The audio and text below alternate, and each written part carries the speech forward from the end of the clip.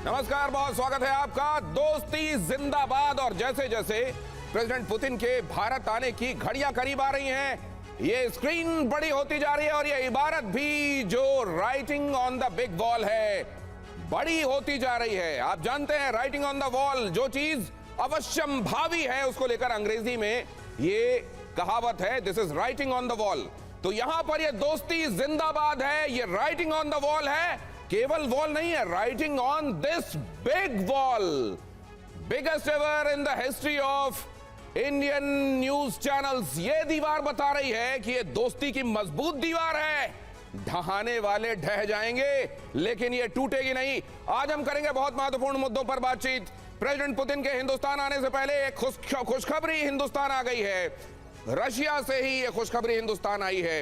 ये खुशखबरी क्या है और कैसे दुनिया की, पूरी दुनिया की स्कीम ऑफ थिंग्स में हिंदुस्तान इस समय केंद्र में है। हिंदुस्तान को अपनी सोच में रखे बगैर कोई बड़ी शक्ति कोई काम नहीं कर सकती। क्यों मैं ये कह रहा हूं बताऊंगा। मेरे साथ जुड़ने वाले खास मेहमान और तफसील से आपको बताएंगे।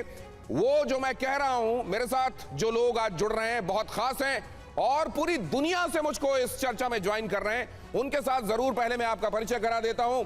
हमारे साथ कुलदीप कुमार जुड़ रहे हैं यूक्रेन से इस चर्चा में। पूर्णिमा नाथ अमेरिका से हमको इस चर्चा में ज्वाइन कर रहे हैं। ब्रजेश मिश्रा फ्रांस से, वहां का नजरिया हम तक पहुंचाएंगे। सैयद अली पाकिस्तान से हमारे साथ जुड़ रहे हैं। राजेश पुरोहित चाइना से हमारे साथ जुड़ रहे हैं। प्रसून शर्मा जर्मनी से हमारे साथ जुड़ेंगे। और यहां स्टूडियो में हमारे साथ जो मेहमान हैं उनसे भी आपका परिचय करा दूं। लेफ्टिनेंट जनरल संजय कुलकर्णी हमारे साथ जुड़ रहे हैं। इंडिया का पॉइंट ऑफ व्यू मजबूती के साथ आपको बताएंगे, लेकिन संजय भारद्वाज आपको यह बताएंगे कि असल में फ्रांस के नजरिए से आप अगर मौजूदा हालात को देखें तो क्या समझेंगे।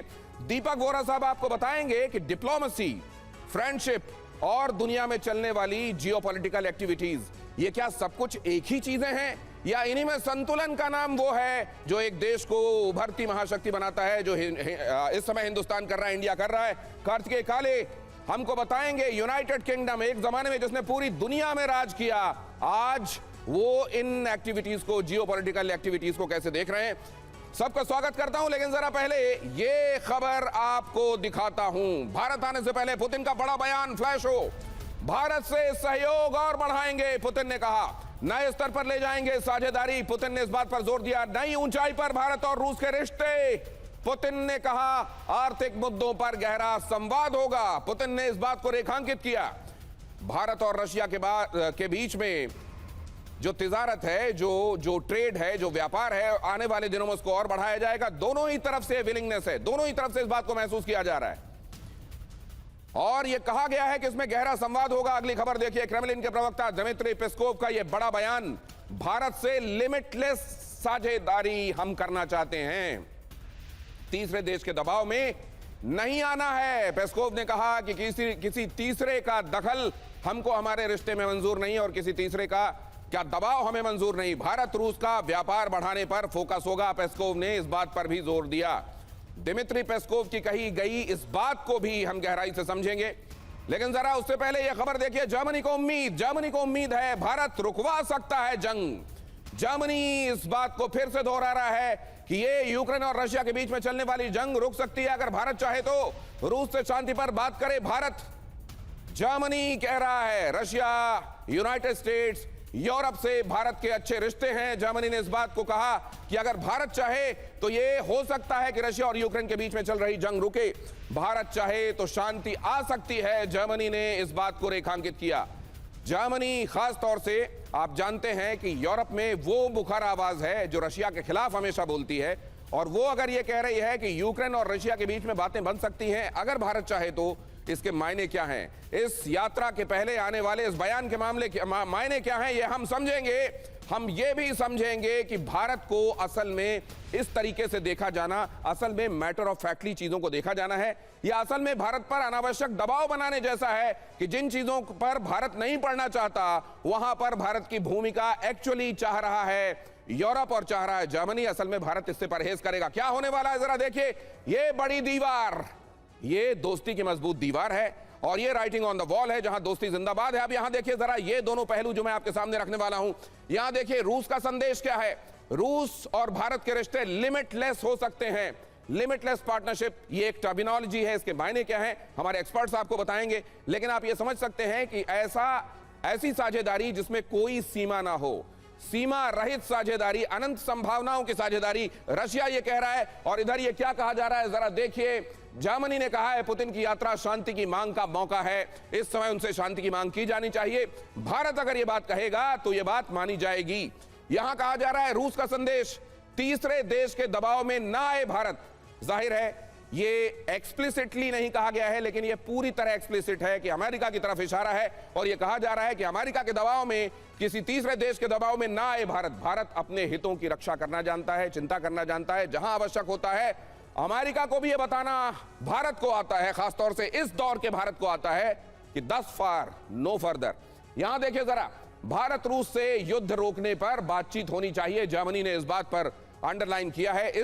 इस समय इस स्टेटमेंट के बहुत सारे मायने हैं, बहुत महत्वपूर्ण मायने हैं। क्या भारत वाकई इसमें कोई हस्तक्षेप करेगा, भारत अपनी तरफ से कुछ कहेगा? भारत ये कह चुका है कि वो किसी के साथ नहीं है, वो शांति के साथ है। ऐसे में शांति की बात होगी, लेकिन क्या ये शांति की बात बगैर पीस प्रपोजल्स वहां पर जो चल रहे हैं एक दूसरे को मंजूर नहीं है, कोई विन विन सिचुएशन अराइव नहीं हो रही है। ऐसे में भारत की भूमिका का कहा जाना असल में अपनी समस्याओं को किसी और तरफ भेजने जैसा है, या वाकई भारत अपनी यहां भूमिका देखता है? ये भी हम समझेंगे। भारत स्वतंत्र रुख रखे तो सहयोग और ज्यादा बढ़ेगा। और यहां कहा जा रहा है युद्ध समाप्ति की अपील का सही समय आ गया है, लिहाजा भारत को युद्ध समाप्ति की अपील करनी चाहिए। रशिया उनका दोस्त है और इसीलिए अगर वो दोस्त की तरफ से आई हुई बात होगी तो उसका लिहाज किया जाएगा, लिहाजा यहां पर चूकना नहीं चाहिए। और भारत को यह बात अपने मित्र रशिया से कहना चाहिए ताकि वो बात माने। भारत की कूटनीति पर बड़ी शक्तियों को भरोसा है। कुल मिलाकर आप इसका लब्बो-लुआब ये निकाल सकते हैं, भारत की भूमिका निर्णायक मानी जा रही है। भारत को महत्वपूर्ण मसलों में, दुनिया में चल रहे महत्वपूर्ण मसलों में यह समझा जा रहा है कि भारत की भूमिका महत्वपूर्ण है। और अगर भारत इसमें भूमिका निभाता है तो चीजें सकारात्मक दिशा में जा सकती हैं, ये पूरी दुनिया मान रही है। इसीलिए दिमित्री पेस्कोव का ये बयान है और इसीलिए ये बात आई है सामने। जर्मनी की तरफ से भी शांति कूटनीति में भारत बहुत बड़ा प्लेयर है, क्योंकि भारत जब कहता है, और ये लगातार इस वर्ल्ड कॉन्क्लेव के दौरान जो हम पिछले कई दिनों से कर रहे हैं, आपने देखा पूरी दुनिया से आवाज आती है कि ट्रस्ट के मामले में जब पूरी दुनिया में ट्रस्ट डेफिसिट बढ़ता जा रहा है, भारत जो कहता है उस पर दुनिया भरोसा करती है। और यही भरोसा उस बात की बुनियाद बनता है जहां पूरी दुनिया को यह लगता है कि भारत अगर इसमें पहलकदमी करेगा तो सकारात्मक नतीजे आ सकते हैं। भारत का बड़ा कूटनीतिक कदम क्या है वो भी आगे आपको बताऊंगा, लेकिन जरा इसको समझने के लिए पहले एम्बेसडर दीपक वोरा के पास ये जानना के लिए चलते हैं हम कि वोरा साहब, ये इस समय एक तरीके से भारत पर दबाव बनाया जाना है या ये दुनिया की उम्मीदें हैं जिसको वो आवाज दे रहे हैं? दीपक वोरा, एम्बेसडर दीपक वोरा, आपसे मेरा सवाल, आवाज आ रही है आपको? आपकी आवाज मुझ तक पहुंच रही है। मैं प्रश्न नहीं सुन पाया था। प्रश्न मेरा यह है कि इस समय जर्मनी ने कहा है कि ये युद्ध रुकवाने के लिए भारत की भूमिका बहुत महत्वपूर्ण है, भारत अगर चाहे तो शांति की पहल हो सकती है, रशिया अपने मित्र की बात मानेगा। दूसरी तरफ दिमित्री पेस्कोव कह रहे हैं कि भारत के साथ हमारा लिमिटलेस पार्टनरशिप का मामला हो सकता है, तीसरे देश के दबाव में भारत ना आए। इन तमाम स्टेटमेंट्स के इस समय आने का एक तो टाइमिंग और दूसरा इनके मायने बहुत जल्दी से आप समझा दें अगर। बहुत महत्वपूर्ण प्रश्न आपने पूछा। आज की तारीख में ब्रिटेन, फ्रांस और जर्मनी के राजदूत जो दिल्ली में हैं, उन्होंने बेवकूफ़ी की है। एक जॉइंट आर्टिकल लिखा है कि पुतिन बदमाश है, चोर है, डाकू है। अरे मेरा क्या जाता है अगर आपकी उसके साथ दुश्मनी है। और ये चीज़ें हम लोग नहीं करते। ये अपने आप तो जिहादियों को और कहाँ के लोगों को बुलाते हैं अपने देश में, हम कभी आलोचना नहीं करते। राजदूत का काम नहीं होता। बेवकूफ़ है सर, सच में। Forgive me for my strong language. पैसे खत्म हो गए हैं, ताकत खत्म हो गई, इन्फ्लुएंस खत्म हो गया, घमंड नहीं खत्म हुआ। तो ये कहना कि ये नहीं होना चाहिए, वो नहीं होना चाहिए, मेक्स रबिश। जो रूस कह रहा है, हमारी दोस्ती बहुत पुरानी है। रूस ने, सोवियत संघ उससे पहले कभी कुछ नहीं किया जिससे भारत का नुकसान हो। हमने कभी कुछ नहीं किया जिससे सोवियत संघ या रूस का नुकसान हो। इससे बड़ी चीज क्या हो सकती है? ट्रस्ट, ट्रस्ट एंड ट्रस्ट, भरोसा भरोसा भरोसा, ये नींव है हमारे संबंधों की। सो अभी जो वो आ रहे हैं, आपने कहा दोस्ती जिंदाबाद, मैं तो कहूंगा हमेशा हमारी दोस्ती जिंदाबाद, दोस्ती अमर रहेगी। ये सर जिंदाबाद थी, है और रहेगी। अब जरा कार्तिकेय काले सर आपके पास आने वाला हूं ये समझने के लिए कि इसकी दोनों तरह से विवेचना हो रही है। कुछ लोग इसकी विवेचना कर रहे हैं कि दिमित्री पेस्कोव ने जब ये कहा कि किसी तीसरे के दबाव में नहीं आना चाहिए तो असल में इसमें भारत के लिए इशारा है। बहुत सारे लोग ये कह रहे हैं कि अमेरिका को आईना दिखाया जाना है कि अनावश्यक हमारी दोस्ती में आप बीच में आने की कोशिश मत कीजिए, वो दबाव बनाने की कोशिश मत कीजिए जिसका कोई लाभ नहीं है। ये अनाधिकार चेष्टा है और आपको ये नहीं करना चाहिए। ये सीधा संदेश है दिमित्री पेस्कोव का। आप इसको कैसे एनालाइज करते हैं? बिल्कुल आप सही बोल रहे हैं, इसमें कोई दो राय नहीं है। इसमें डेफिनेटली दो तरह के आयाम हो सकते हैं। एक आयाम यह है कि वो हम में दरार डालने की कोशिश कर रहे हैं, दूसरा आयाम यह है वो हमें धमका रहे हैं, सीधी सी बात है। इसके अलावा और तीसरा आयाम कोई नहीं है इसमें। और जहाँ तक मेरा एनालिसिस है, मेरी अंडरस्टैंडिंग है, इसमें कुछ नहीं होना है। देखिए, भारत जो है एक मल्टीलेटरल एंगेजमेंट की पॉलिसी फॉलो कर रहा है जिसमें कोई पोल नहीं है, मल्टीपोलर फिलॉसफी है और देश जो है प्रधानमंत्री के अंदर सबके साथ एंगेजमेंट कर रहा है। तो जो एक एंगेजमेंट है उसका दूसरे एंगेजमेंट से कोई रिलेशनशिप नहीं है। अगर हम रूस के साथ दोस्ती रख रहे हैं तो इसका मतलब ये नहीं है कि हम यूरोप को अपना दुश्मन बना रहे हैं, या हम यूरोप के साथ अगर कल FTA करेंगे तो इसका मतलब ये नहीं है कि हम रूस के साथ जो है हम चिपक रहे हैं, ऐसा कुछ नहीं है। परंतु रूस के साथ दोस्ती अपनी जगह पर है और उसी प्रकार से यूरोप के साथ जो भी रिश्तेदारी है, रिलेशनशिप है, वो अपनी जगह है। ये आपकी इस बात पर एम्बेसडर दीपक वोरा ताली बजा रहे हैं। कायदे की बात यही है कि अपने हितों के हिसाब से मल्टीलैटरलिज्म पर भारत आगे बढ़ रहा है। कई दोस्त हो सकते हैं, जरूरी नहीं है कि एक को दोस्त बनाना है तो दूसरे की कीमत पर इसको दोस्त बनाना पड़े और उसको दुश्मन बनाना पड़े। यह महत्वपूर्ण बात है। अब जरा मैं एक बार फिर से आपको बता दूं, मेरे साथ यहां कौन कौन दिखाई दे रहे हैं। राजेश पुरोहित जी आपको नजर आ रहे हैं, चाइना से, बीजिंग से हमारे साथ इस चर्चा में जुड़ रहे हैं। ब्रजेश मिश्रा हमको ज्वाइन कर रहे हैं फ्रांस से, पूर्णिमा नाथ जी हमको ज्वाइन कर रही हैं अमेरिका से, संजय भारद्वाज सर भी यहां हमारे साथ आज जुड़ चुके हैं, विदेश मामलों के जानकार यहां स्टूडियो पहुंच चुके हैं। लेफ्टिनेंट जनरल संजय कुलकर्णी मेरे साथ लगातार हैं। जनरल कुलकर्णी, आपसे मैं ये समझना चाहता हूं, जर्मनी कह रहा है भारत अपनी भूमिका निभाए। एक तरीका इसको देखने का यह है कि भारत की तरफ यह समझा जाता है कि भारत ने अपने भरोसे को over a period of time ऐसा एस्टेब्लिश किया है दुनिया में कि भारत उसमें भूमिका निभा सकता है।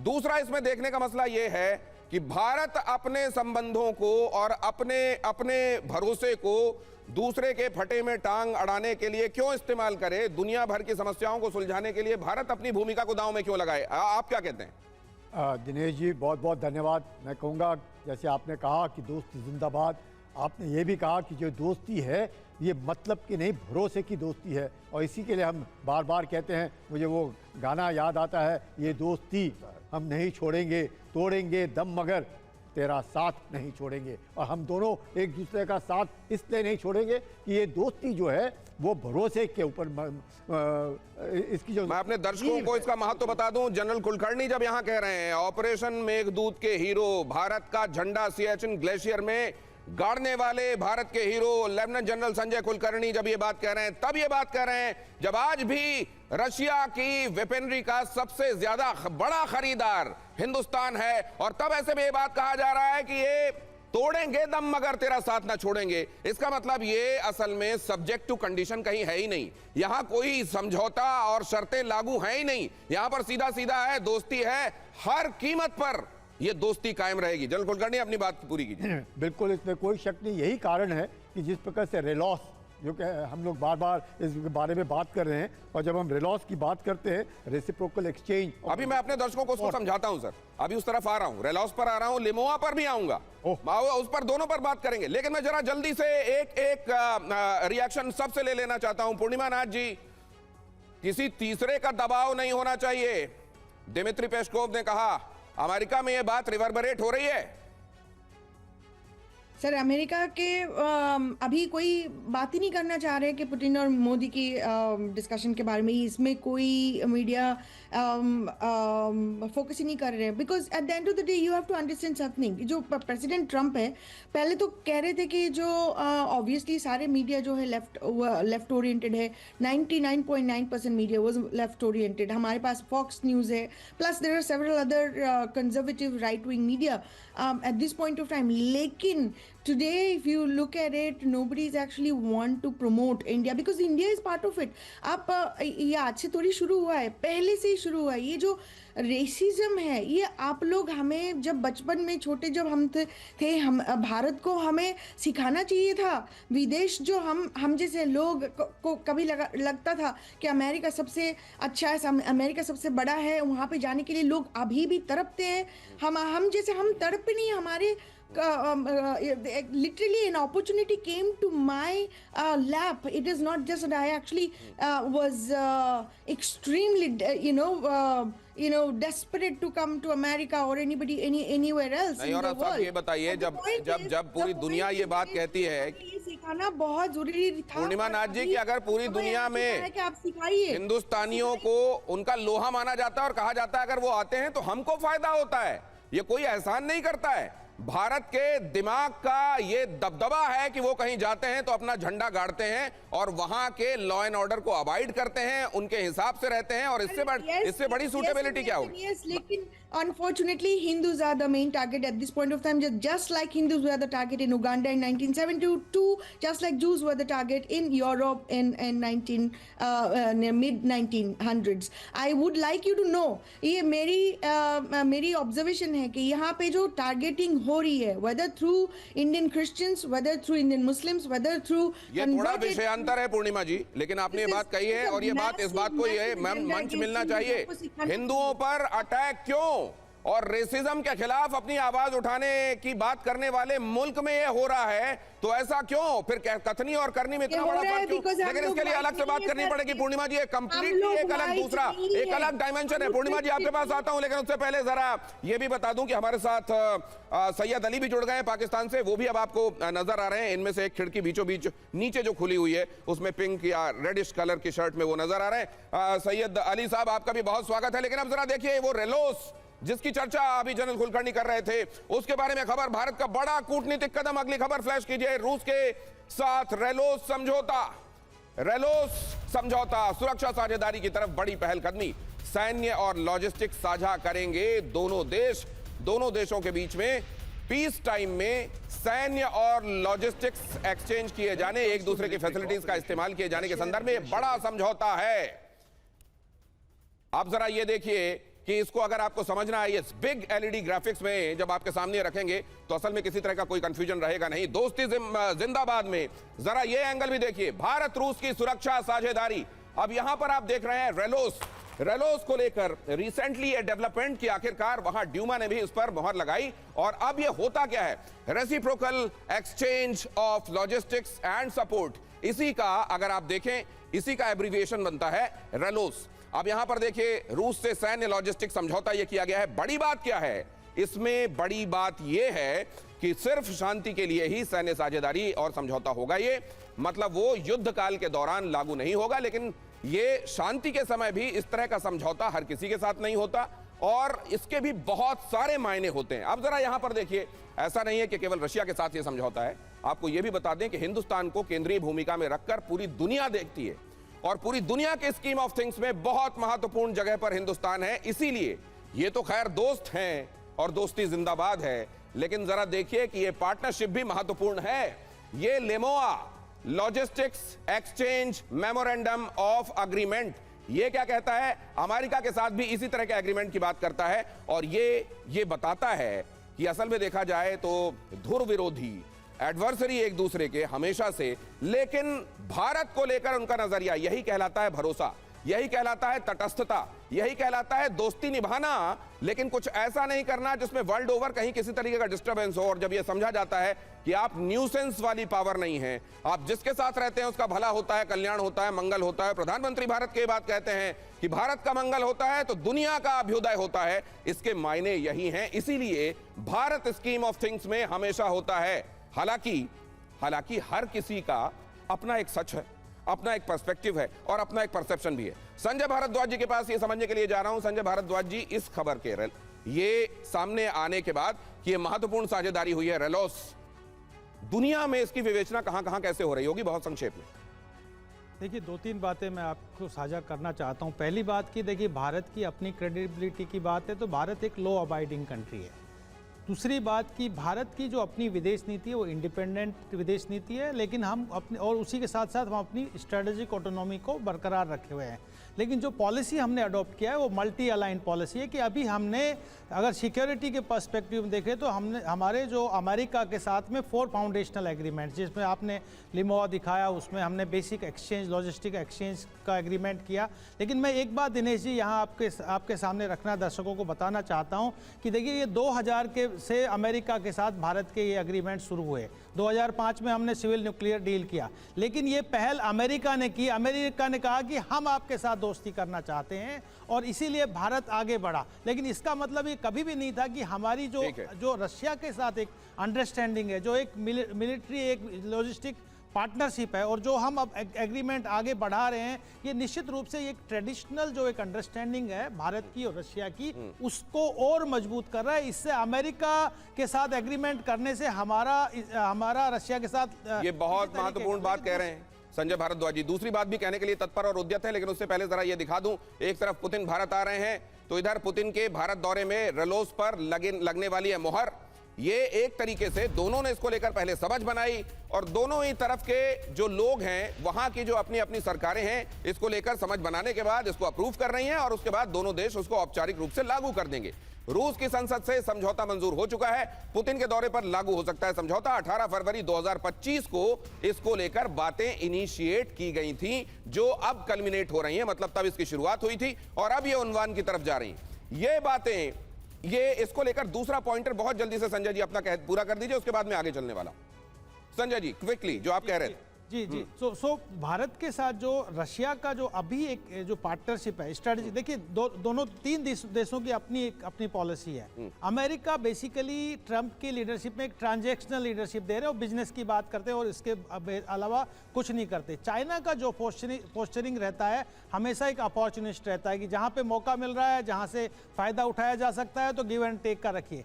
भारत और रशिया के बीच में उस तरीके के रिलेशंस नहीं है, एक बहुत डीप एक म्यूचुअल अंडरस्टैंडिंग है और उसमें फायदा और नुकसान नहीं देखा जाता, एक ट्रस्टेड एक पार्टनर। ये बात सर, ये थोड़ा सा रेलोस से जुड़ा हुआ एक और पहलू आप लोगों के सामने रखता हूं। जनरल कुलकर्णी उसके बाद रेलोस को लेकर क्योंकि बातें इनिशिएट कर रहे थे, मैं आपके पास आऊंगा, लेकिन जरा देखिए फायदा क्या होता है। ये पीस टाइम के लिए एक दूसरे के साथ किया गया ये समझौता है, लेकिन फायदा इससे क्या होता है? दोनों ही देशों को असल में तो देखा जाए तो दोस्ती वहां होती है जहां नफा नुकसान बहुत नहीं सोचा जाता, जहां एक दूसरे पर आंख बंद करके भरोसा होता है कि अगर किसी दूसरे के साथ कोई बैठा हुआ मेरा दोस्त भी है तो वहां मेरे खिलाफ साजिश नहीं हो रही होगी, मेरा भला सोचकर ही वहां पर भी काम हो रहा होगा, या कम से कम मेरे बारे में न्यूट्रल रहते हुए काम हो रहा होगा। जहां यह भरोसा होता है, दोस्ती वहां निभती है। अब जरा देखिए यहां पर आर्कटिक और नॉर्दर्न सी तक, इस रूट तक भारत की पहुंच बन जाएगी। ये होगा रेलोस के बाद। अब जरा यहां पर देखिए, ऊर्जा सुरक्षा वैज्ञानिक मिशन के लिए ये बहुत अहम होगा। दोनों के लिए ये विन विन सिचुएशन जैसी स्थिति है। हिंद महासागर में रशिया की पहुंच आसान होगी, अंडमान मुंबई जैसे पोर्ट रूसी जहाजों को ईंधन दे सकेंगे, रिफ्यूलिंग वगैरह यहां पर हो सकेगी। और जाहिर है दुनिया के तमाम ऐसे कोने जहां पर आपके लिए ये फैसिलिटीज मौजूद हों, आपके लिए एक्चुअली एज अ कंट्री बहुत इंपॉर्टेंट होते हैं। संयुक्त अभ्यास और ऑपरेशन बहुत ज्यादा आसान होंगे हिंदुस्तान के लिहाज से। अगर आप देखें, समुद्री सुरक्षा, मानवीय सहायता, संयुक्त युद्धाभ्यास इसके बाद आसान हो जाएंगे। ये जो चीजें हैं, ये जो सुनने में 2-2, 3-3 सेकंड्स में मैं आपको बता रहा हूं, एक्चुअली इसका इंपैक्ट बहुत ज्यादा होता है।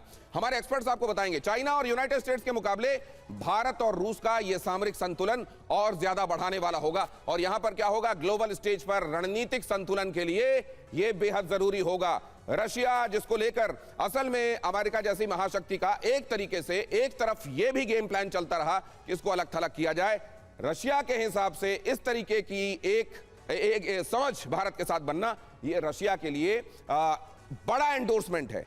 रशिया के साथ इस तरह का समझौता उस दौर में जब रशिया को अलग थलग करने की कोशिशें की गई हो, भारत यह दिखा रहा है कि यहां भी दोस्ती का ख्याल रखते हुए आगे बढ़ा गया है। अब जरा यहां देखिए, यह खबर देखिए, कांग्रेस सांसद शशि थरूर ने कहा भारत और रूस संबंधों की अहमियत पुराने, गंभीर और मजबूत संबंधों वाली है और पुतिन का दौरा इस लिहाज से बहुत अहम हो जाता है। अब यहां पर भी इसको समझना चाहिए, यह जो बात कही गई है बहुत इंपॉर्टेंट है। अब जहां जिन दो देशों के साथ रेलोस जैसा समझौता है, मैं क्यों कह रहा हूं, यहां पर आपको यह समझना होगा भारत सबके लिए अहम क्यों है। रशिया के साथ तो मित्र है, यह समझौता हुआ, लेकिन क्या बाकी जगहों पर मित्रता की इस कैटेगरी में बेशक आप उनको ना रखें, लेकिन भारत उनकी स्कीम ऑफ थिंग्स में हमेशा होता है। जरा देखिए, फ्रांस के साथ LSA, ये इसी तरह का एक समझौता है 2018 में, क्विकली दिखाइए जरा। ऑस्ट्रेलिया के साथ MLSA इसी तरह का अकॉर्ड है 2020 वाला। जापान CSA 2020 में, सिंगापुर के साथ NLSA 2017 में, सब रेलॉस जैसे ही हैं, लेमोआ जैसे ही हैं, दक्षिण कोरिया के साथ LEA 2020 में। बताने का मतलब सिर्फ ये कि भारत सबके लिए जरूरी है, और रशिया के साथ तो खैर आप देख ही रहे हैं, LSA 2018, ब्रिटेन के साथ DLM 2022, और अब तो खैर ये रेलॉस है ही, वियतनाम MLU 2016, फिलीपींस के साथ LSU 2023। ये कब लागू हुई वो तारीखें, वो साल भी आपको बताता जा रहा हूं, और इसका लबोलुआब ये है क्योंकि भारत सबके लिए जरूरी है। ये बड़ी इंपॉर्टेंट बात है। लेकिन जरा चाइना के नजरिए से देखिए, हमारे साथ राजेश जी जुड़े हुए हैं, जरा उनके पास होकर आते हैं और समझते हैं कि ये नजरिया वहां पर भी लागू है तो कितना है। राजेश जी, इस सबको कैसे देख रहा है चाइना? राजेश पुरोहित जी, राजेश पुरोहित जी के पास अभी आवाज लगता नहीं जा रही है। जनरल कुलकर्णी, इसमें कमेंट लेना चाहूंगा। इतने सारे देशों के साथ इस तरह की एक समझ भारत की, और रशिया के साथ तो ये हो ही रहा है।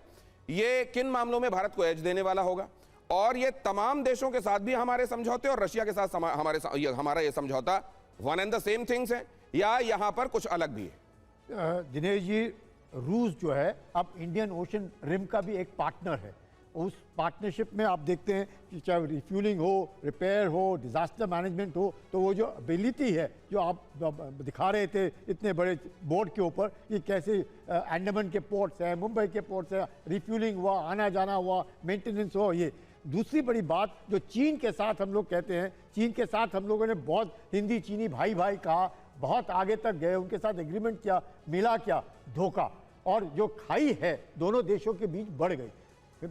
रूस के साथ क्या हुआ? एग्रीमेंट ये ना होते हुए भी किस तरीके से ऑलरेडी जो दोस्ती थी वो काफ़ी मजबूत दोस्ती थी और रही, और अब ऐसे एग्रीमेंट्स के साथ और भी होगी। अच्छा, लेमुआ हुआ, अब लेमुआ में क्या? वही logistic exchange, memorandum of agreement, यहाँ पे भी वही रेसिप्रोकल एक्सचेंज और लॉजिस्टिक सपोर्ट, तो दोनों एग्रीमेंट तकरीबन ऐसे ही है। लेकिन फ़ायदा ये है, डिजास्टर मैनेजमेंट में हो, पीस टाइम में हो, वॉर टाइम में हो, जैसे भी हो, दोनों देशों को फायदा होगा। और ये जो दोस्ती है ये भरोसे की दोस्ती है, भरोसा निभाना आना भी चाहिए दोनों, और करने की काबिलियत भी होनी चाहिए। यही कारण है कि भारत इतने सालों से लगातार जिस प्रकार से अपनी दोस्ती के ऊपर धीरे धीरे करके बढ़ता रहा, साफ नजर आता है ये एग्रीमेंट अब खासकर नेवी को लेके आर्कटिक में जिस प्रकार से बातचीत हो रही है, मुझे लगता है बहुत बड़ा एक विश्वास का एक कदम है। ये भरोसे को और ज्यादा बढ़ाने वाला कदम। संजय भारद्वाज जी कुछ कहना चाह रहे हैं, लेकिन उससे पहले जरा एक क्विक कमेंट लेना चाहता हूं। फ्रांस से भी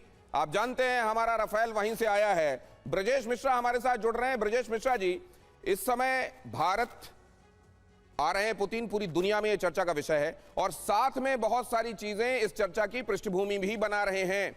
फ्रांस में किन बातों की चर्चा मुख्य तौर पर आप समझ रहे हैं हो रही है जो उल्लेखनीय है? धन्यवाद टू हियरिंग। देखिए, फ्रांस में जो जर्मनी सोच रहा है सेम फ्रांस भी सोच रहा है, क्योंकि फ्रांस को भी लगता है, पूरी यूरोप को लगता है कि इंडिया एक ट्रस्टेड अलायंस है रशिया के साथ। ओके, और इंडिया एक ऐसा विंडोज है जहां से मतलब पुतिन को कन्विंस किया जा सकता है, क्योंकि अभी जस्ट लाइक जो नाटो। अच्छा ब्रजेश जी, एक सेकंड मैं आपको रोक रहा हूं। भारत की भूमिका बड़ी महत्वपूर्ण है। भारत एक उसकी क्रेडिबिलिटी है, साख है, और उसको इस्तेमाल करते हुए या इस्तेमाल नहीं करते हुए बल्कि उस भूमिका में वो कहता है किसी से तो सुनी जाती है, और शायद उससे ये आउटकम निकले कि इस युद्ध को लेकर भी कोई निर्णायक स्थिति बने जो सकारात्मक हो। लेकिन सर, यूरोप पूरा उकसाने वाला बयान देता रहे, रशिया को उकसाने वाला बयान, नेटो को के विस्तार को लेकर एक जमाने में उसके सिक्योरिटी कंसर्न्स बढ़ा दे और ये युद्ध की नौबत ले आए, वहां से प्रोवोकेशन वाले स्टेटमेंट अभी तक चल रहे हैं। नेटो उधर घुड़की दे रहा है, यूरोप कह रहा है हम संभाल लेंगे, हम देख लेंगे, हम कोई बात नहीं, हम निपट लेंगे, अमेरिका किनारे होता है। मतलब वहां पे आग पूरी डाली जाती रहे, आग और भड़काई जाती रहे, और भारत अपने क्रेडिबिलिटी के पानी से उसको बुझा दे। ये कुछ ज्यादा नहीं है? देखिए, नेटो का अपना इंपॉर्टेंस तो दिखाना है। ठीक है, अभी एक दिन 2 दिन पहले नेटो बोल रहा था will go for atomic attack. ठीक है, तो एक स्ट्रेटजी है प्रेशर बनाने के लिए, बट एक्चुअल फैक्ट ये है कि सबको पता है कि इसको हम बैठ के ही सॉल्व कर सकते हैं, वार के थ्रू नहीं कर सकते। क्योंकि अगर विद इन वार होता तो 2020 से वार चल रहा है, अभी तक कुछ फाइनल हुआ नहीं। तो इसीलिए ठीक है, उनका एक स्ट्रेटजी होता है मेक श्योर इंपॉर्टेंस के लिए, तो इस तरह के स्टेटमेंट आते रहते हैं नेटो। बट उनको भी लगता है, जस्ट लाइक जर्मनी ने बोला ठीक है, इंडिया इज एक इंपॉर्टेंट अलायंस हो सकता है। अभी 2 दिन पहले नाटो बोल रहा था will go for the war, मतलब एटॉमिक अटैक के लिए। तो एक बोलने का तरीका, बट फैक्ट ये है कि सबको पता है कि इंडिया एक ट्रस्टेड अलायंस है, ठीक है। माइट बी इंडिया एक अच्छा रोल प्ले कर सकता है। हमको ये भी समझना चाहिए कि नाटो को पता है कि अगर हम अपने बॉर्डर रशिया के साथ शेयर कर रहे हैं, अगर हम इस तरह से टीटी में इतनी ईजी कन्विंस हो जाए तो हमारे लिए फ्यूचर में भी प्रॉब्लम होगा, ठीक है। तो आलमी जो देखता है यूरोप इंडिया को बिग फेस, एटलीस्ट रशिया और यूक्रेन के वॉर में कुछ अच्छा सपोर्ट इंडिया कर सकता है। तो मेन रीजन है, इसलिए इस तरह का आई से इंडिया के सर मेरे को वो कहानी याद आ रही है जहां एक राजा ने एक बर्तन रखवा दिया था बीचों बीच कि सब सारे नगरवासी मिलके आइए खीर बनाएंगे, हर कोई अपने अपने यहाँ से एक एक लोटा दूध लाके इसमें डालेगा, एक एक गिलास। सब लोगों ने सोचा कि दूध दूसरा डाल देगा, मैं ले जाके पानी डाल देता हूं, कोई बात नहीं, मेरा काम तो इसी से चल जाएगा, और उस बर्तन में केवल पानी था। तो ये वाला जो है कि यहां तो ऐसा होता रहे, लेकिन भारत अपनी तरफ से सब सुधार दे, उसका दोस्त है रशिया तो कोई बात नहीं, वो कहेगा युद्ध रुक जाएगा। ये वाली तवक्को, ये वाली बातें अपनी तरफ से उनकी तरफ से जो भूमिकाएं हैं वो ना निभाने के बाद ये किया जाना, इसको कैसे देखा जाना चाहिए? बहुत क्विक कमेंट इसमें एक चीज मैं और ऐड करूंगा, एक चीज मैं ऐड करना चाहूंगा कि यूरोप को अभी भी विंटर यहाँ स्टार्ट होने वाला है, more than 30% 40% gas and crude oils आते हैं रशिया से, तो हमको भूलना नहीं चाहिए। तो स्टेटमेंट देना अलग बात है, फैक्ट अलग चीज है। ये फैक्ट्स अपनी जगह है, लेकिन मुंह चलाने में क्या जाता है, मुंह चलाते रहो, ऐसा चलाते रहो। अब उसमें अगर उधर से बड़ा लाउड माउथिंग की जाएगी तो रशिया जाहिर है उसको भी अपनी साख क्रेडिबिलिटी के हिसाब से इधर से जवाब देना पड़ेगा, और ऐसे में ये बात आगे बढ़ती जाती है। मैं जरा मिस्टर वोरा आपसे ये समझना चाहता हूं, ये कहते रहना, अब जैसे जर्मनी कह रहा है कि भारत अपनी भूमिका निभाए और ये काम हो सकता है, अगर भारत चाहे तो फिर वो यहाँ रशिया को समझाए तो ये युद्ध रुक सकता है। वहां अपनी अपनी भूमिकाएं वो निभाने के लिए तैयार नहीं है, अपनी तरफ से किसी तरह के सैक्रिफाइस के लिए तैयार नहीं है, और भारत अपनी भूमिका निभा दे। बहुत अहम प्रश्न आपने पूछा, मैं सुन रहा था विशेषज्ञ जो कह रहे थे, एब्सोल्युटली राइट। एक चीज़ है सर, मैं चाहता हूं अगर मौका मिले, हमारे जो दूसरे देशों से गेस्ट बैठे हुए हैं, तो अगर हो सके आप एक चाणक्य नीति की कॉपी ले लीजिएगा उसी की भाषा में, लोकल लैंग्वेज में, और उनको दे दीजिएगा उनके नेताओं को। वहाँ पर एक चीज़ स्पष्ट है sir, and let me complete this. कहते हैं कि हमारे दुश्मन का दुश्मन हमारा दोस्त होता है, ये कहीं नहीं लिखा कि मेरे दोस्त का दुश्मन मेरा भी दुश्मन होता है, ये हमने स्पष्ट कर दिया। अगर आपकी रूस से दुश्मनी है तो मेरी क्यों हो, मैं आपके साथ भी दोस्ती चाहता हूँ, रूस के साथ भी चाहता हूँ, अमेरिका के साथ भी चाहता हूँ, चंद्रमा से भी चाहता हूँ, मैं मंगल ग्रह से भी चाहता हूँ, आपको क्यों तकलीफ होती है? और अगर तकलीफ होती है तो आप सबसे पहले जो आपने कोशिश की है रूस को आइसोलेट करने की, स्विफ्ट से किया, ये किया, हर रोज़ आप न्यूक्लियर धमकी दे देते हैं, लड़ना वड़ना आपको आता नहीं है, 5000 की फौज है किसी देश की, आपका जो नेटो का मेंबर है, क्या आप लोग कर पाएंगे? बेसिकली गेट रियल, और जिस दिन आपने हकीकत समझ ली आप खामोश हो जाएंगे। बाकी जो देश हैं सर ग्लोबल साउथ के, वो हंसते हैं यूरोप पर कि ये लोग अभी भी सोचते हैं दुनिया के मालिक हैं, दुनिया के मालिक नहीं है सर। दुनिया के मालिक नहीं हो सकते, डिक्टेट नहीं कर सकते, और संबंधों के मामले में तो डिक्टेट बिल्कुल नहीं किया जा सकता। जहां डिक्टेट किया जाता है और जहां किसी का प्राइवेट स्पेस भी ब्रीच किया जाता है, जहां अपनी मर्यादाएं नहीं समझी जाती कि संबंध है लेकिन इसके बियॉन्ड कुछ कहा जाना, ये इंक्रोचमेंट होगा। जहां ये स्पेस का ख्याल नहीं रखा जाता वहां फिर चीजें आगे नहीं चलती हैं। लेकिन सैयद अली साहब भी हमारे साथ जुड़े हुए हैं पाकिस्तान से। सैयद अली साहब, वहां क्या चर्चाएं आप सुन रहे हैं? या वहां पर बलूचिस्तान, तहरीक तालिबान पाकिस्तान, खैबर पख्तूनवा, इमरान खान, इनको लेकर चर्चाएं इतनी हैं कि अभी प्रेसिडेंट पुतिन की विजिट की चर्चा शायद वहां हो ही ना रही हो। नहीं, ऐसा बिल्कुल नहीं है। इंटरनेशनल लेवल पे पाकिस्तान की नजर है, और यहाँ बैठे हुए तमाम मंदूबीन को सलाम पाकिस्तान। बहुत खुशी हुई तमाम लोगों की मौजूदगी में, आपने हमें इस काबिल समझा, लाइन पे लिया, हमारे लिए फख्र की बात है। और पाकिस्तान समझता है कि ये जो दौरे हो रहे हैं इस वक्त, जो आपका भारत का दौरा चल रहा है, ये बड़ा कीमती है, ये इम्पोर्टेंट, और ये हर देश के लिए फख्र की बात होती है कि वहाँ इस किस्म के माहिदे हों, लोग आए, इससे जो है वो मजबूती होती है। अमन के पैरोकार जो है वो अमूमन जितनी भी कंट्रीज हैं वो ये माहिदे करते रहते हैं, और मैं ये सुन के इस वक्त बड़ा खुश हुआ कि उन्होंने जो है इसके अंदर पॉइंट्स रखे हैं, और बड़े अच्छे पॉइंट्स हैं, मजबूत पॉइंट्स हैं। और आपने जो ब्रीफिंग दी है अभी स्क्रीन के ऊपर आके, उसमें आपने जो जिक्र किया है कि इस माहिदे का जो इम्पैक्ट है वो अमन के लिए है, अमन के लिए रहेगा, और जंग में ये लागू नहीं होगा। तो इट्स मीन के तमाम ही लोग चाहते हैं कि दुनिया में अमन कायम रहे। हर कंट्री यही चाहता है कि अमन के साथ जो है दुनिया चलती रहे। दुनिया के लिए अमन बहुत जरूरी है।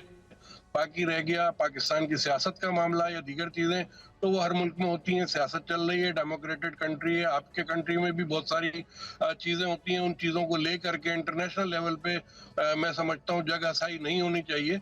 और बहुत अच्छा इम्पैक्ट है, बहुत मुझे खुशी है आपके इस दौरे की, और मैं जाती तौर पे पाकिस्तान की जानिब से आपको मुबारकबाद पेश करता हूँ इस दौरे सैयद के। और अली इसके साहब एग्रीमेंट बड़े बड़े बड़े बड़े बड़े तवाज़न के साथ और बड़े संतुलित तरीके से, बड़े ही सेन अंदाज में आपने ये बातें कही हैं। और पाकिस्तान में कई बार जब कई मर्तबा कई लोगों से मेरी बात होती है तो मुझे हैरानी होती है कि क्यों बाकियों के पास ऐसी सद्बुद्धि और इस तरह की भाषा नहीं है, क्यों बाकी लोग भी इनसे कुछ सीखते नहीं है। सैयद अली साहब कमान का बोला आपने।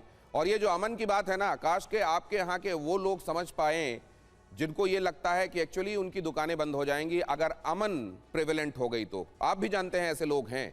बहरहाल मैं जरा इसको आगे ले जाता हूं और जर्मनी चलता हूं। जर्मनी से हमारे साथ हमारे मेहमान जुड़े हुए हैं। जर्मनी से हमारे साथ क्या रिप्रेजेंटेशन है और उनका रुख मैं कर सकता हूं। प्रसून शर्मा साहब, प्रसून शर्मा साहब, आवाज आपको आ रही है? प्रसून शर्मा अभी हमको नहीं सुन पा रहे हैं, तो मैं ये राजेश पुरोहित जी के पास जाता हूं। राजेश पुरोहित जी, यहां अभी जिस तरह के लल की बात, शांति की बात या कुछ नहीं कहे जाने की बात अमेरिका की तरफ से पूर्णिमा नाथ जी कह रही थी, अभी बहुत ज्यादा ऐसा कुछ मैं चाइना की तरफ से भी नहीं देख रहा हूं। और महाशक्तियों की चुप्पी भी बहुत कुछ बताती है इस समय ये विजिट, और बहुत कुछ नहीं कहा जाना। जरा एक्सप्लेन करेंगे आप चाइना में? बहुत बहुत धन्यवाद भैया। नहीं, चाइना की भी पूरी नजर है पुतिन के जो भारत का जो दौरा है उसके ऊपर। चाइना भी रशिया का काफी करीबी मित्र है और चाइना का काफी सपोर्ट करते आया है इस वॉर में भी। और पूरी नजर इंडिया के ऊपर है कि इंडिया इस समय किस तरीके से, जिस तरीके से यूरोप से जो बयान आ रहे हैं उसके लिए इंडिया का स्टैंड क्या होगा, इस चीज पे हर देश की नजर है, नहीं चाइना की, हर देश की। तो काफी महत्वपूर्ण दौरा है और बहुत ही अच्छा एक मौका है भारत के पास भी, जहां अपनी दोस्ती को प्रूव कर सके जैसे रशिया करके आया है। भारत प्रूव कर सके जैसा रशिया करता आया है, और दूसरा चाइना की निगाहें हैं। बहरहाल प्रूफ इतने बार हुआ है दोनों ही तरफ से कि अब प्रूफ करने के लिए पता नहीं कितनी बातें अभी शेष हैं। लेकिन जरा देखिए भारत से व्यापार पर रूस का क्या कहना है। स्पष्ट संदेश है, तीसरे देश की रुकावट से असर नहीं होगा। दोनों देश मिलकर चुनौती से निपट रहे हैं। रशिया ने यह बात भी कैटेगोरिकली कही है, और यह बात यहां ये देखिए, ये राइटिंग ऑन द वॉल, हम किसी तीसरे की वजह से अपनी चीजें तय नहीं करेंगे। 2030 तक $100 बिलियन तक ट्रेड को ले जाने का लक्ष्य भी रखा गया है। अब ये रियलिस्टिक है, ये ऑप्टिमिस्टिक है, ये किस तरह का लक्ष्य है, और मौजूदा जिस तरह का दौर है, आप यहां से ये मत लीजिए, आप वहां से वो मत लीजिए, हम तो लेते रहेंगे अपने, हम यूरेनियम भी लेते रहेंगे, यूरोप वहां से एनर्जी की आवश्यकताएं भी पूरा करता रहेगा, लेकिन आप तेल मत लीजिए। ये वाला जो दौर है उसमें ये $100 बिलियन की बात और किसी तीसरे की कोई आवश्यकता नहीं, और उसका कोई जोर नहीं चलेगा। संजय भारद्वाज जी, ये ऑप्टिमिस्टिक है या रियलिस्टिक है? बिल्कुल बिल्कुल दिनेश जी, ये पॉसिबल है। कैसे है, देखिए 3 चीज़ों का हम इंपोर्ट करते हैं, ऑयल का करते हैं, हम फर्टिलाइज़र का करते हैं, और हम तीसरा जो न्यूक्लियर एनर्जी से रिलेटेड और मिलिट्री इक्विपमेंट्स का करते हैं। लेकिन एक जो सेक्टर है जो रशिया भारत से इंपोर्ट कर सकता है, देखिए 2 चीज़ें बहुत आवश्यक है। अगर ये पीस डील फाइनल हो जाती है तो रशिया में कंस्ट्रक्शन और रिकंस्ट्रक्शन का काम बहुत ज़ोरों शोरों से होगा, और भारत का एक अग्रिम भूमिका होती है। देखिए जितने भी सेंट्रल एशियन रिपब्लिक्स हैं, यूक्रेन है, रशिया है, इसमें भारत के जो मल्टी स्टोरी बिल्डिंग्स बनाने की टेक्नोलॉजी है वो बहुत ज़्यादा पॉपुलर है। तो मुझे लगता है कि भारत वहाँ के कंस्ट्रक्शन सेक्टर में बहुत ज़्यादा भूमिका निभा सकता है। दूसरा देखिए एक फ़र्क है चीन और भारत में कि हम आपदा में अवसर नहीं ढूंढते हैं। सर आप ये बात पूरी कीजिएगा। चीन, एक चीज मैं आपको दिखा देना चाहता हूं। आजकल कहते हैं कि जब वो दौर जब बाप बड़ा ना भैया सबसे बड़ा रुपया, ट्रेड असल में बहुत सारी चीजें तय कर रहा है, और ट्रेड के जरिए पहले जो बंदूकों के जरिए, टैंक्स के जरिए होता था, वो ट्रेड के जरिए जब होने लगा है, तो जरा ये भी देखिए कि हमारा व्यापार क्या कहता है, किसके साथ कितना व्यापार। फ्लैश कीजिए जरा यहां पर, भारत का व्यापार, अमेरिका 10.95 लाख करोड़, चीन ये जानबूझकर हमने रुपए में रखा है ताकि आपको और समझने में आसानी हो। डॉलर की तो बात हो ही रही है। वैसे तो भारत और रशिया कहीं ये बात भी कर रहे हैं कि अब धीरे धीरे ये डॉलर की दादागिरी भी समाप्त होनी चाहिए। America 10.95 lakh crore, China 10.59 lakh crore, Russia 5.64 lakh crore, Britain 1.92 lakh crore, Saudi Arab के साथ 3.47 लाख करोड़, यूएई 83,000 करोड़। ये देखिए, ये फिगर्स आपको ये बता रहे हैं कि कई चीजों को, दुनियादारी को निभाते समय खास तौर से यह ध्यान रखना पड़ता है। दोस्ती को तो नहीं, लेकिन दुनियादारी को निभाते समय ये चीजें ख्याल रखनी पड़ती हैं। और दुनियादारी के बगैर तो जाहिर है दोस्ती भी दुनियादारी में कई बार सवार होती है, कई बार दुनियादारी को भी दोस्ती का सहारा लेना पड़ता है। ऐसे में ये जो फिगर्स हैं इनको भी समझने की कोशिश करते हैं। क्या कार्तिकेय सर, आपके पास आ रहा हूं, ये ट्रेड के ये फिगर्स और साथ में ये बातें भी कि कोई तीसरा जो है एक हद से ज्यादा अपनी भूमिका नहीं निभा सकता संबंधों को तय करने में, और ट्रेड आज के दौर की वो सच्चाई जहां वो असल में टैंक की जगह ले चुकी है। एक्चुअलिटी क्या देखते हैं आप? देखिए, मुझे लगता है कि इस समय apart from the things that Bhardwaj साहब ने बोली है, परंतु एक बहुत इंपॉर्टेंट चीज़ है, that is foreign direct investment. मुझे लगता है कि इस पूरे बातचीत में डेफिनेटली ये बात भी रही होगी, बातचीत करी जाएगी कि भारत जो है कितना इन्वेस्टमेंट रूस में कर सकता है फॉर एफएमसीजी। याद रखिए, वो मार्केट है। यदि यूरोप उससे रिलेशनशिप काट लेता है तो रूस में जो सारे गुड्स आते हैं वो डेफिनेटली इंडिया प्रोवाइड कर सकता है। तो ये एक अपॉर्चुनिटी है। देखिए, हर एग्रीमेंट में कुछ ऐसी चीज़ें होती हैं जिसपे वो एग्रीमेंट बनता है, खड़ा होता है। तो ये एक बहुत बड़ी अपॉर्चुनिटी है एफएमसीजी ग्रुप्स को वहाँ मूव करने की। बाकी जो उनके, देखिए, लेबर मूवमेंट का तो बातचीत चल ही रही है और लेबर मूवमेंट पे शायद कुछ एग्रीमेंट्स भी साइन हो जिससे जो है हमारे देश की जनता वहाँ जा सके। इनफैक्ट मैं सुबह ही जब न्यूज़पेपर्स वगैरह देख रहा था तो उसमें ये भी था कि रशियन लैंग्वेज जो है अगले हो सकता है 2-3 सालों में बहुत पॉपुलैरिटी के साथ एकदम बढ़ने लगे, बिकॉज लोग वहाँ जाके जो है काम करना चाहेंगे। और ये जो ओपनिंग है ये बिटवीन रशिया एंड इंडिया, ये ज़रूरी भी है बिकॉज रशिया को ट्रेड बैलेंस करना ज़रूरी है। इस समय जो रशिया के साथ जो इम्बैलेंस ट्रेड है वो ट्रेड जो है जैसे ही बैलेंस होगा उसमें इन सब से हमारी तरफ से ये कंट्रीब्यूशन रहेगा। तो अपार्ट फ्रॉम जो नॉर्मल चीज़ों की बातें हो रही हैं, जो हम मिनरल्स वगैरह करते हैं, माइनिंग एक और इंडस्ट्री है जिसमें इंडियंस बहुत अच्छी तरह से पार्टिसिपेट कर सकते हैं। रशिया में पर्सनल का अभाव है, ट्रेंड पर्सनल का अभाव है और हमारे पास ज़्यादा है। तो therefore labour based agreements which help us to get into industry, और स्पेशली रशिया देखिए मास्टर्स हैं हेवी इंडस्ट्री में, ये बात हम सबको समझनी चाहिए। उसमें हमारा जो कंट्रीब्यूशन है वो मेजर हो सकता है। तो देयरफॉर इस रिलेशनशिप में अभी ट्रेड अपॉर्चुनिटीज बहुत हैं, लेकिन इसमें दूसरी चीजें भी है सर। एक तो आपने ट्रेड अपॉर्चुनिटीज की बात की, ट्रेड बैलेंस की बात भी की। ट्रेड बैलेंस का मतलब ये कि कितना निर्यात हो रहा है और कितना आयात हो रहा है। किसी देश के साथ तिजारत हमारी बहुत ज्यादा है, ट्रांजैक्शन बहुत ज्यादा है, लेकिन हमको यह देखना पड़ेगा कि हम कितना भेज रहे हैं, वहां से कितना पैसा आ रहा है और वो कितना हमारे पास भेज रहे हैं कि हमको उनके पैसे देने पड़ रहे हैं। अब जरा इस बात को समझने के लिए एम्बेसडर वोरा मैं आपके पास आता हूं। आपने देखा कि चाइना जैसी एक तरीके से बड़ी ताकत को कैसे आर्म ट्विस्टिंग की गई टैरिफ के मामले में, कैसे उस पर बढ़ाया गया, हालांकि बहुत आगे ले जाने के बाद बहुत पीछे भी ले आए।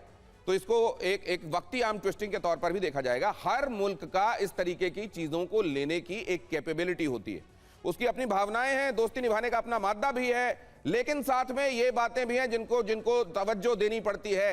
ऐसे में क्या इसका रियल्म कुछ और है, संबंधों को निभाने का रियल्म कुछ और है, या ये बैलेंस हो सकता है? आपने बहुत अहम प्रश्न पूछा है। जब कोई आर्किटेक्ट है, बिल्डिंग बनाता है, तो वो बताता है कि इस बिल्डिंग की लोड बेयरिंग कैपेसिटी क्या है। हम लोग डिप्लोमेसी में बात करते हैं कि अगर आपके संबंध जैसे अमेरिका के साथ इस समय वो नहीं है जो होने चाहिए, आपकी लॉस बेयरिंग कैपेसिटी क्या है। ये हमने और रूस ने साबित कर दिया है। पूरी कोशिश की थी अमेरिका ने कि रूस की आर्थिक व्यवस्था को भंग कर दें। आपको याद होगा वो बुड्ढन साहब जो प्रेसिडेंट थे, उन्होंने कहा मैंने सैंक्शन लगा दिए हैं, रूस की करेंसी रूबल अब रबल बन गई है और भारत के ऊपर जो 25% उन्होंने टैरिफ्स लगाए हैं। आपने देखा है सर लेटेस्ट फिगर्स, हमारी इकोनॉमी बहुत जोर से ग्रो कर रही है। We might even hit double figures इस साल जो फाइनल जब हमारे पास असेसमेंट आएगा। तो मेरा ये मानना है सर कि जो हमारा जो ऑल्टरनेटिव मार्केट से यहाँ जाना है या जो हमें करना है, इंटरनल मार्केट हमारा बहुत बड़ा है, हमारी ग्रोथ को कोई रोक नहीं सकता। टैरिफ जितने मर्जी लगा दें ट्रंप साहब, मेरा मानना है कि जब उनको समझ आएगा कि एक ही बड़ा मार्केट है पूरी दुनिया में, वो इस समय भारत है जो उनके लिए खुला हुआ है, चाइना तो बंद हो गया, शायद वो अपना इरादा बदल लेंगे सर। तो आप जब किसी को दूसरे को मुक्का मार रहे होते हैं, चपत मार रहे होते हैं, दूसरे को चोट पहुंचाने का इरादा होता है, ऐसे में चपत मारने में आपका हाथ अगर टूट जाए तो जाहिर है आप चपत नहीं मारेंगे, और ये आज नहीं तो कल आपको मतलब अमेरिका को भी समझ में आएगा। जरा ये देखिए, किसी भी दबाव में नहीं रुकेगा भारत के साथ ऑयल ट्रेड। ये बड़ी खबर, अमेरिका के दबाव के बावजूद भारत को तेल सप्लाई जारी रहेगी, ऑयल सप्लाई जारी रहेगी। पुतिन की भारत यात्रा से पहले पेस्कोव का बड़ा दावा, रूस ने भारत को छोटे परमाणु रिएक्टर देने की बात भी कही।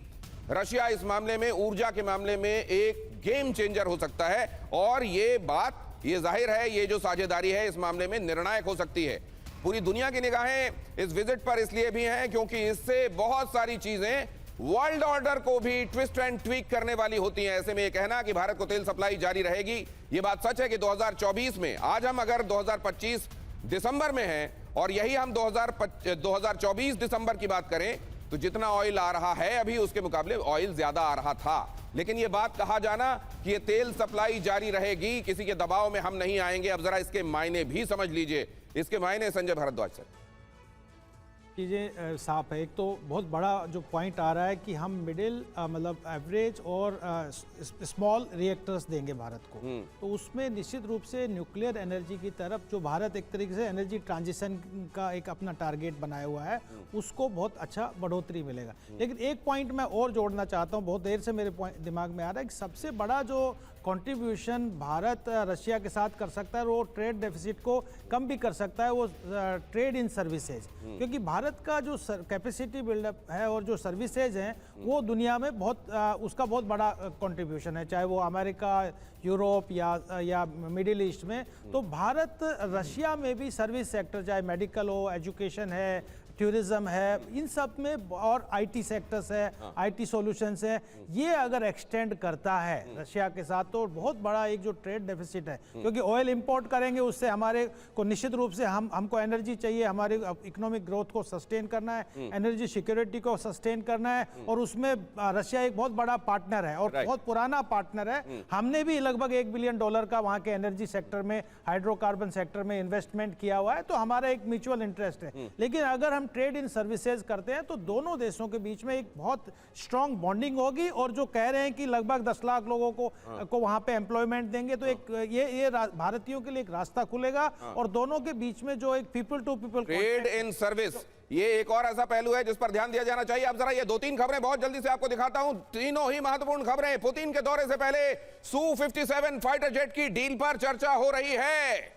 देखिए जरा ये खबर, क्रेमलिन प्रवक्ता दिमित्री पेस्कोव का ये जवाब है। असल में TV9 भारतवर्ष ने यह सवाल पूछा था। क्रेमलिन प्रवक्ता दिमित्री पेस्कोव ने यह बड़ी डिफेंस डील के संकेत भी दिए। TV9 के सवाल पर पेस्कोव ने यह कहा, Su-57 पर भी बातचीत होगी, इस पर Su-57 की डील पर भी चर्चा होने का स्पष्ट स्टेटमेंट दिया गया दिमित्री पेस्कोव की तरफ से। TV9 भारतवर्ष ने पूछा था कि क्या सुखोई 57 को लेकर भी चर्चा होगी। आप जानते हैं सुखोई 57 को लेकर रशिया पहले ही पेशकश कर चुका है, यह भी कह रहा है टेक्नोलॉजी ट्रांसफर भी कर देंगे। ये तमाम सहूलियत देने के साथ Su-57 जैसा खतरनाक लड़ाकू जहाज, लेकिन हमको बहुत सारी चीजों का ध्यान भी रखना है, कब किस डील को कैसे किया जाना चाहिए, इसके भी बहुत बड़े मायने होते हैं। आप जानते हैं उधर अमेरिका है, काटसा जैसी चिंताएं भी हैं, Su-57 जैसी पेशकश भी है, और उसको लेकर सवाल पूछा गया तो यह कहा गया कि हां इस पर चर्चा होगी। जनरल कुलकर्णी, ये टाइट रोप वॉक है या बड़ा स्मूथ है मामला, आसानी से हो जाएगा? नहीं दिनेश जी, बात ऐसी है कि हम लोगों को 42 स्क्वाड्रन्स तो चाहिए ना।